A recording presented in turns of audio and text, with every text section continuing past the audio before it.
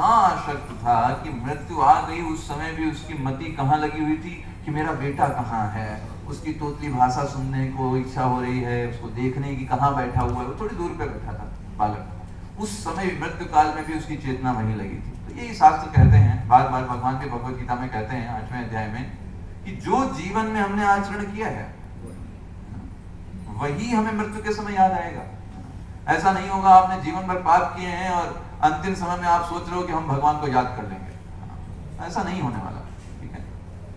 इसलिए जितना जल्दी हो सके भगवान का नाम जप करना प्रारंभ कर देना चाहिए, भगवान का नाम लेना स्टार्ट कर देना चाहिए, अधिक से अधिक भगवान का नाम जप करना चाहिए। क्योंकि जिसकी जितनी ज्यादा आवृत्ति होगी उतना अधिक वो हमको याद रहेगा, चांसेस ज्यादा हैं उसको याद रखने के। तो उसकी मति पूरी तरीके से अपने बालक में लगी थी। कब लगी थी? सा एवं वर्तमान अज्ञो।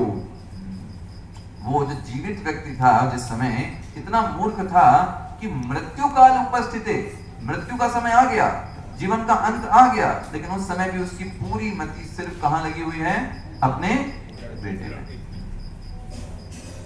तो हमें शिक्षा क्या मिलती है? हमें मृत्यु का इंतजार नहीं करना चाहिए कि बुढ़ापा आएगा, जब मृत्यु आएगी तब भगवान का नाम ले लेंगे। तो ऐसा नहीं होने वाला है।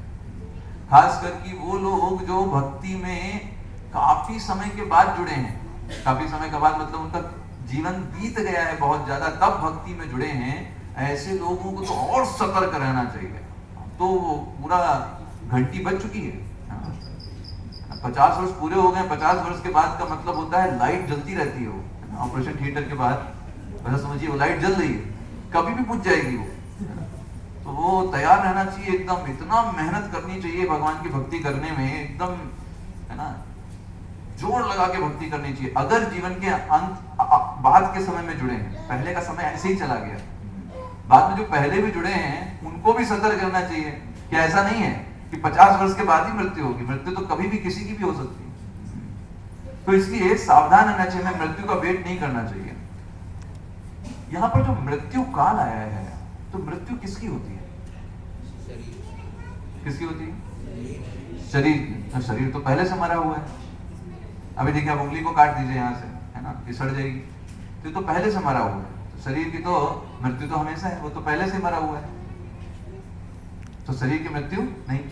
एक सेंस में देखें तो आत्मा की मृत्यु, आत्मा की तो मृत्यु होती नहीं, है ना। नैनम छिन्दन्ति शस्त्राणि नैनम दहति पावकः न चैनम क्लेदयन्तापो न शोषयति मारुतः, है ना। कभी उसको तो कुछ मारा ही नहीं जा सकता। तो ना तो आत्मा की मृत्यु होती है और शरीर तो पहले से मरा हुआ है। तो मृत्यु क्या है?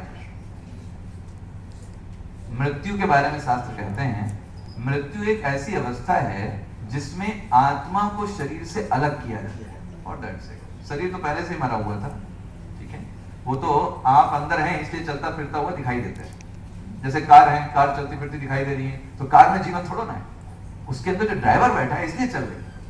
तो कार तो पहले से मरी हुई है। तो ऐसे शरीर जो है वो पहले से ही मरा हुआ है, बस आत्मा है इसलिए चलता फिरता, बात करता, बोलता, सुनता दिखाई देता है। आत्मा सुनती है, आत्मा बोलती है, शरीर नहीं बोलता, शरीर मरा हुआ।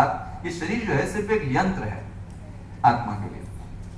तो मृत्यु का मतलब वो अवस्था जहां पर ये आत्मा किसका संग छोड़ देती है? वो कहती है कार में मजा नहीं आ रहा है, अभी पुरानी हो गई, यूजलेस, नई ब्रांड की कार लेते हैं, है ना। तो नया शरीर